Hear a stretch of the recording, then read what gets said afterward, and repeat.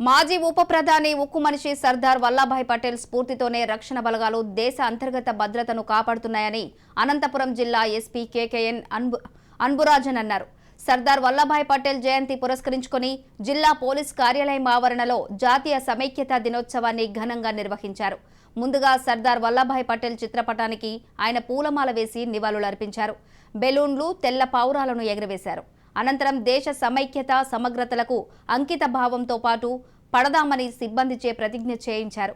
ఆ తర్వాత జిల్లా పోలీసు కార్యాలయం నుంచి క్లాక్ టవర్ వరకు 2K రన్ నిర్వహించారు. భారతదేశ ఉక్కు మనిషిగా, స్వాతంత్ర్య సమర యోధుడిగా సర్దార్ వల్లభాయ్ పటేల్ అనేక సేవలు అందించాడని గుర్తు చేశారు.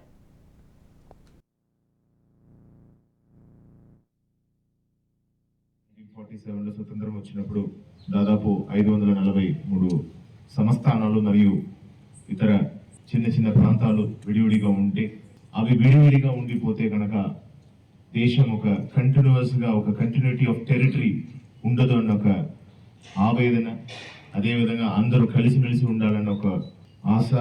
అప్పటికే పాకిస్తాన్ ప్రాంతం ఈస్ట్ వెస్ట్గా విడిపోవడం, ఒక ప్రాంతం కంటిన్యూస్గా ఉంటే ఉన్నటువంటి లాభాలు ఇవన్నీ తెలిసి ఆనాటి ఫ్రీడమ్ ఫైటర్స్ అందరూ కూడా ఈ ఒక 540 సంస్థలని కూడా ఇండియాలో చేర్చడానికి ఎన్నో కృషి చేసి అన్ని రాష్ట్రాలు కలిసి వచ్చినప్పటికీ కూడా ఒక 3 మాత్రం విడిగా ఉండడం జరిగింది.